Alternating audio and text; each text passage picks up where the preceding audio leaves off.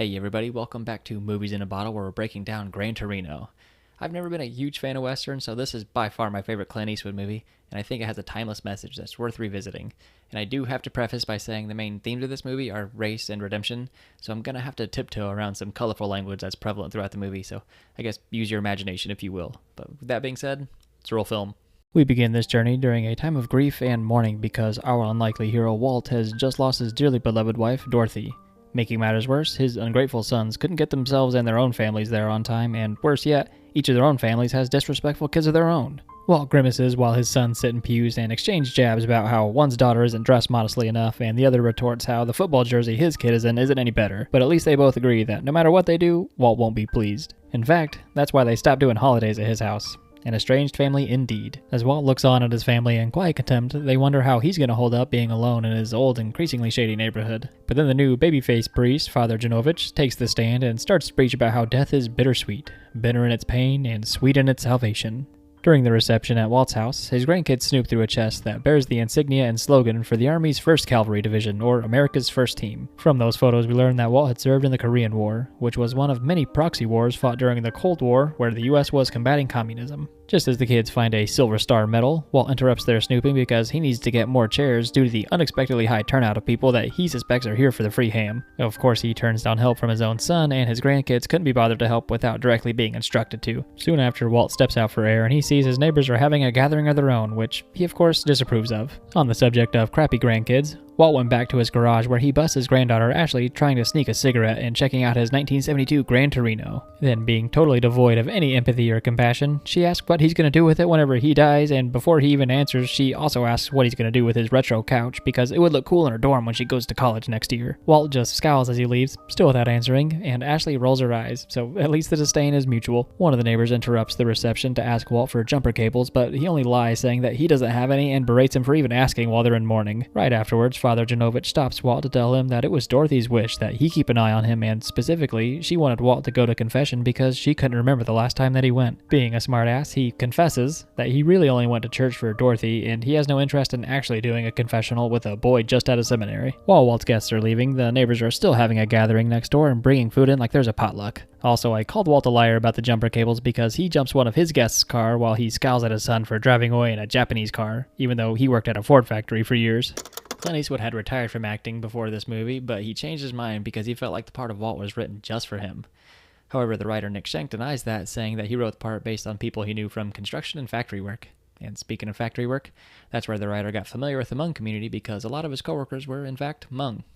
Walt heads inside after everyone leaves, and he looks over to see his neighbors beheading a bird, and he calls them barbarians. Checking in with those quote-unquote barbarians, we see that they're having a gathering because they're welcoming a newborn into the family. Then, through a conversation Grandma's having about Tao, we learn that they've recently suffered a loss of their own, as her son/Tao's dad has recently passed. Jima adds that she really hopes her daughter remarries soon because she doesn't have confidence her grandson can be the man of the house since he lets his sister boss him around. They also do a ceremony to welcome in the newborn spirit, and the shaman pats the baby on the head. That'll be a neat detail soon. Walt is tending to his yard outside and wondering what has become of his neighbor's yard and his neighborhood overall. Then Grandma comes outside and wonders why he hasn't moved yet like all the other Americans. Again, some good old mutual disdain.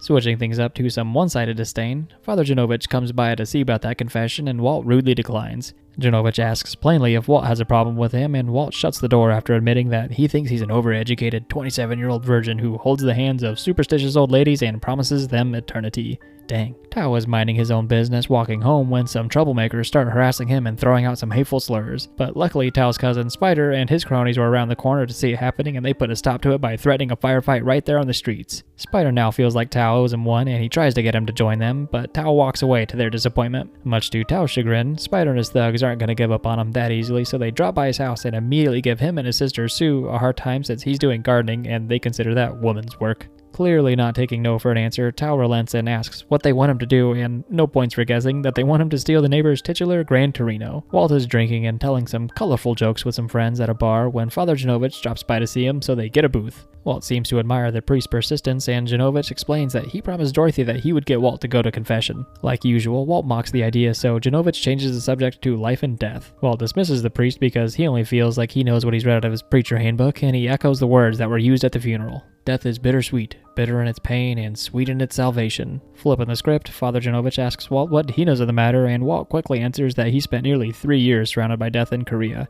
After graphically explaining the horrors of war, Genovich asks Walt what he knows of life, and he simply says that, well, he survived the war, got married, and had a family. The priest sharply observes that Walt seems to know a lot more about death than he does life. Suddenly, Walt is woken in the middle of the night to a noise coming from his garage, and it's go time. He grabs what I think is his M1 Garand and goes to check it out, but whenever he gets there, he only sees Tao looking absolutely terrified.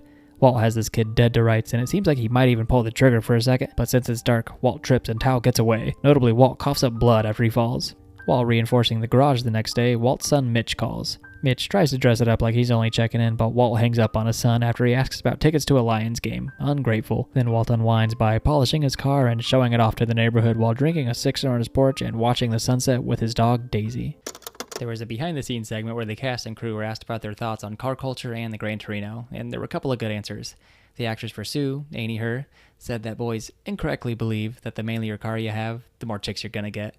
But the actor for Tao, B. Vang, had a more serious answer, saying that the Gran Torino represents the very last thing Walt has to be proud of, and he cherishes it dearly. That night, Sue and Tao's troubles with Spider continue when the thugs come back to try and drag Tao away this time. An all-out brawl ensues. Sue comes in with a sick takedown that totally cracks me up, but the bad guys make the mistake of bringing the fight to Walt's yard, so he comes out rifle in hand once again and uses his signature Clint Eastwood mean mug to chase him off. Sue thanks Walt, but he only orders them to also stay off his lawn. The next day, Walt hears someone on his porch, so he flings the door open expecting more combat, but to his confusion, he instead finds his neighbors profusely showering him in gifts that he doesn't want. Tao, Sue, and their mom Vu also come over to properly introduce themselves and explain that the neighborhood now thinks he's a hero for saving Tao. While translating for their mom, Sue makes Tao apologize for the car, then Walt recognizes him as the thief and threatens to end the kid if he ever steps foot on his property again. Another afternoon of Walt drinking on his porch is interrupted by the persistent Father Genovich, and before they get started, Walt shuts him down saying that he's not going to confess. However, Genovich is well informed due to working with Hmong communities, and he asks Walt why he didn't call the police last night. Walt brings up his time at war again, and Genovich admits that Walt is right about him not understanding being ordered to do such things, but Genovich knows about forgiveness and insists that unburdening himself with those horrors would still help. Walt is impressed, but he gives Father Genovich a chilling insight, saying the worst part about war isn't the things that he was ordered to do, but the things that he wasn't ordered to do. Later, Walt goes to see his friend/barber, Martin. Basically, all we need to know here is that they're from a bygone era and they share insults very playfully and give each other a hard time. We'll see them again later on. Sue and a friend of hers are on their way to a CD store when they happen upon an entirely new group of troublemakers who clearly have horrible intentions for Sue, and her friend is too cowardly to stop them. Sue is tough as nails but can only do so much against 3 attackers, but thankfully Walt is around and he pulls up Dirty Harry style saying, "You ever notice how you come across someone once in a while that you shouldn't have effed with? Well, that's me." He slowly reaches into his coat and uses his finger to pretend to pull out a gun, and the thugs have a good laugh. But then he reaches in again and are frightened to see a real gun this time. He orders Sue to get in the truck and they leave without further incident. Sue's friend that was trying too hard to fit in was played by Clint Eastwood's son, Scott Eastwood. Walt shows how ignorant he is whenever he berates Sue for not hanging out with other quote-unquote Hmong people, and asks where it is anyways. She chuckles and happily educates him that Hmong isn't a place. There are people from Laos, Thailand, and China that were slaughtered then displaced after Vietnam for having fought with the US. Walt asks, how come you're alright but your brother, Toad, is such a dimwit? That's Walt's unaffectionate name for Tao. She says that he's smart but has no direction and adds that it's typical for Hmong girls to go to college and boys to go to jail. Tragic. The casting director said that she had the hardest time finding the roles for Sue and Tao. Even after B. Vang landed the role of Tao, he said that he was skeptical it was a hoax because they could just find a famous Chinese or Korean actor after all. But Clint Eastwood valued authenticity over having big names, and even told B not to change his goofy haircut from his audition tape. And as a side note, there were Hmong advisors during the whole part of production because he did value authenticity, but there were reports that he fumbled and dropped the ball by excluding the Hmong actors from some events. Almost as if fate itself were here to prove Walt wrong about Tao, he's sitting outside and a neighbor drops some groceries, and while some other Hmong kids laugh and keep walking, Walt watches Tao go over and help.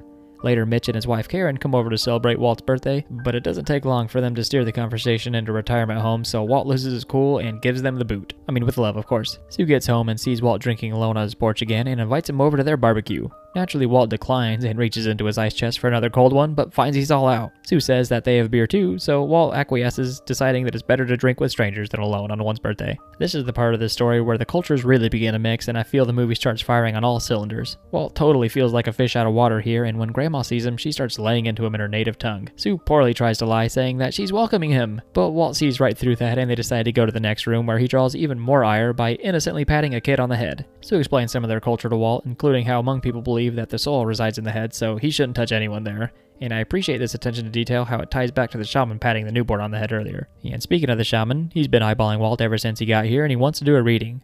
Apparently it'd be a great dishonor not to accept, so during the reading, Walt is told that people do not respect him, that he's worried about his life, and then lastly, he's not at peace due to a mistake that he's made in his past. I interpret that to speak to the estrangement Walt has with his own family, but he steps away feeling a little shaken and takes in the rich sense of community around him. But then he coughs up blood once again and goes upstairs to wash off his face. While reflecting on his, reflection, he finds it a little ironic that he has more in common with his neighbors than he does his own family. Sue had seen the blood earlier and checks on him, but he brushes it off saying that he just bit his tongue.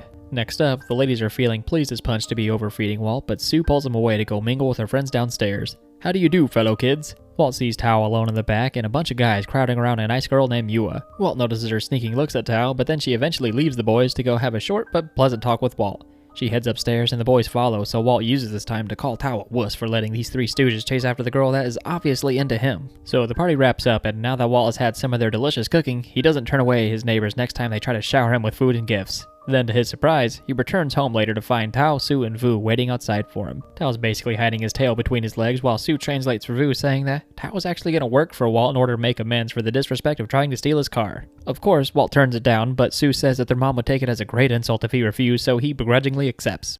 There was a Hmong casting associate that explained why he, and I think everybody, loves this movie so much. He first prefaced by saying that he doesn't take offense to anything because he embraces the differences, but he found the best parts of this movie to be when cultures are mixing and Walt is sticking out like a sore thumb, like the parts where he's at a cookout or whenever he's refusing copious amounts of gifts. Walt has an I'll be damned moment when Tao actually shows up the next morning, but he all but dismisses him by ordering him to go count birds in a tree. Tao gullibly does that, but after a while he finds Walt watering his lawn and asks him if he has any real work to do. Walt charmingly says that unlike the rest of his neighborhood, he actually takes care of his own property, but after looking at the worn down houses nearby, he gets an idea on how to use his 2 weeks with Tao. This is the cue for the montage of Walt guiding Tao through 2 weeks of various chores for the neighborhood that ranges from simple things like hanging a gutter or backbreaking things like removing a stump. They're so prolific that it gets to a point where Walt is getting requests from the neighborhood, but by the end of their fortnight, he's so impressed that he sends Tao home on the final day. Well, that and he has to go to a doctor's appointment where he's upset to learn that Dr. Feldman has been replaced by Dr. Chu. Then he's given some bad news based on his lab work. So bad that he even tries to tell Mitch, but even though Walt surely never calls, Mitch can't find the time, so Walt keeps this critical diagnosis to himself. Walt sees Spider driving by, then he mutters to himself that Tao doesn't stand a chance. Then Tao happens to come over to ask help with the kitchen sink, which quickly turns into helping with the ceiling fan too. While in Walt's garage, Tao is amazed at the plethora of tools around, and Walt gets Tao started on his own collection by giving him the 3 basic things any man worth his salt needs: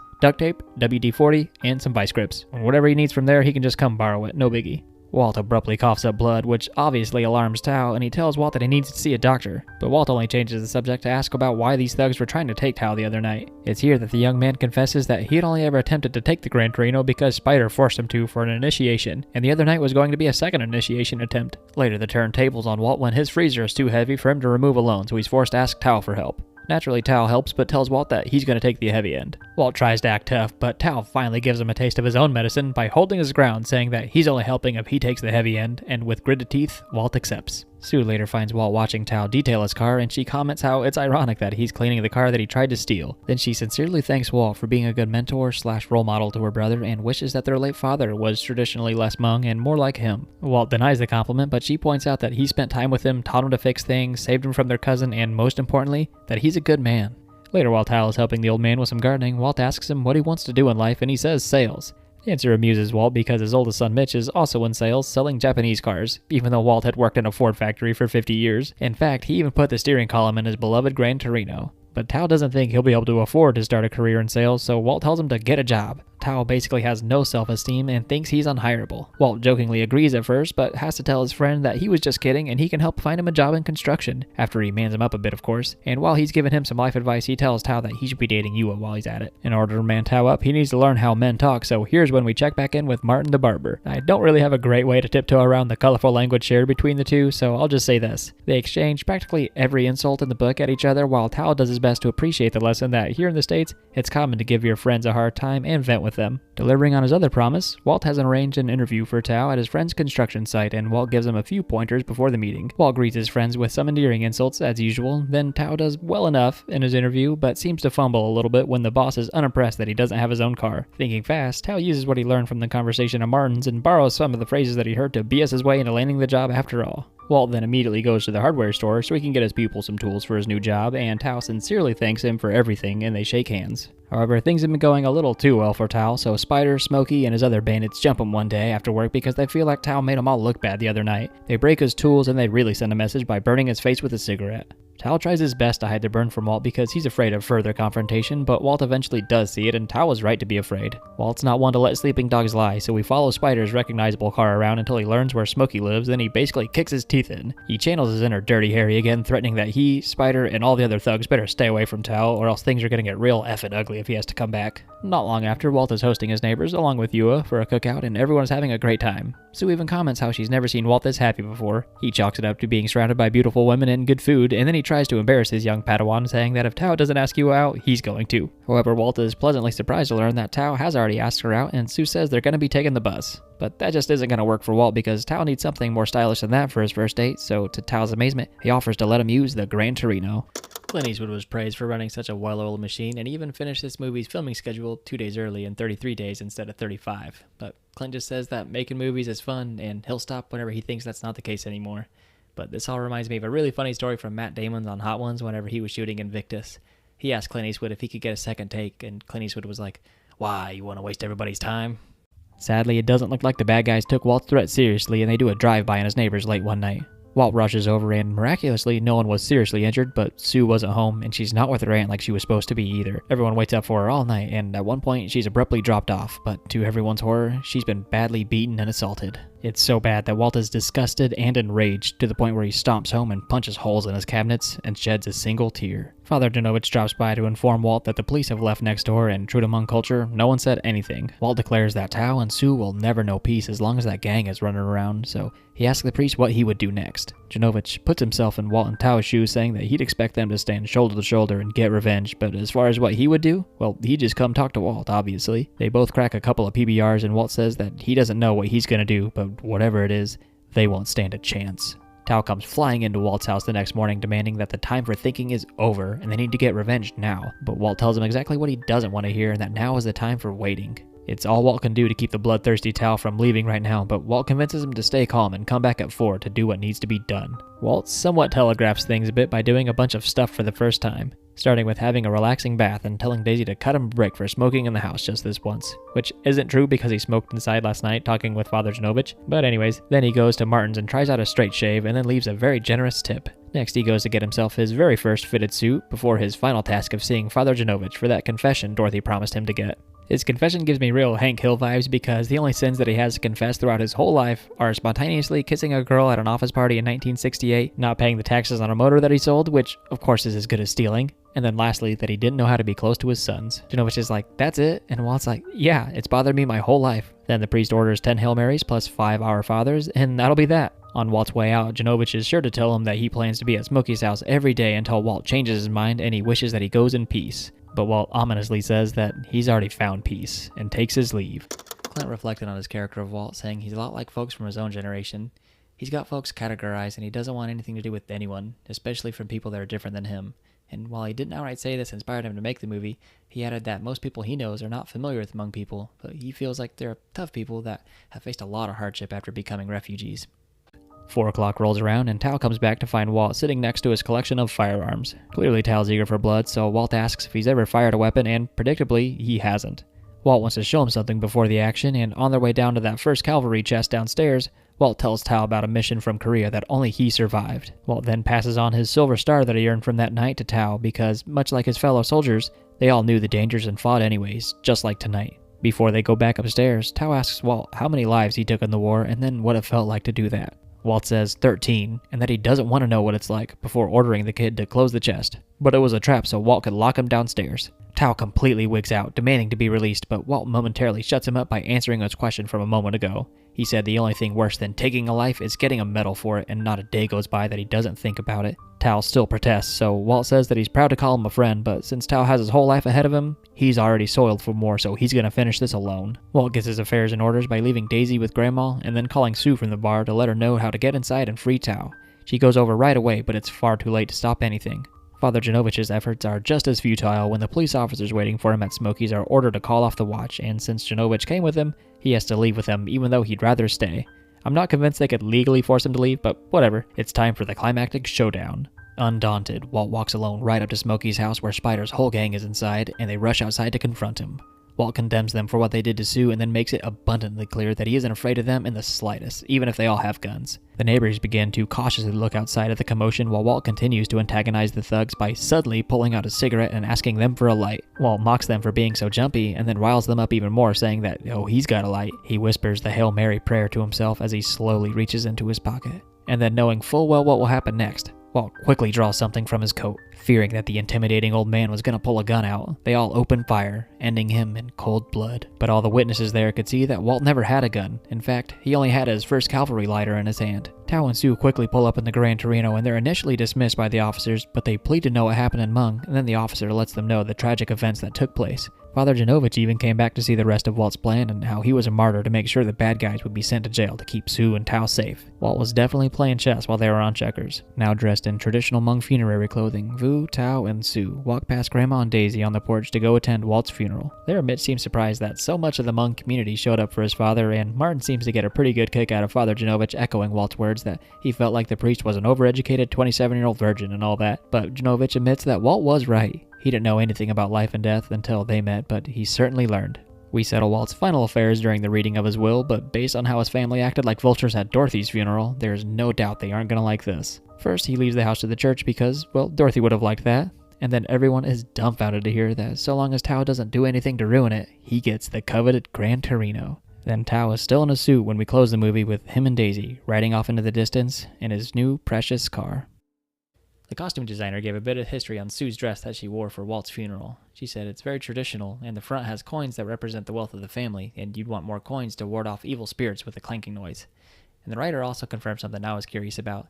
He said part of giving Tao the car was intentionally to make sure that his family didn't get it because Walt didn't feel like they earned it. But Tao, on the other hand, well, he definitely did earn it. But that's all I got for you on this one. Thank you so much for making it to the end. Like and subscribe. Y'all be good. Catch you next time. Thanks. Hey, you made it to the end. Remember, if you want to revisit any more of your favorite movies, check the links on screen, but otherwise, subscribe and I'll catch you for a new breakdown next week. Thanks.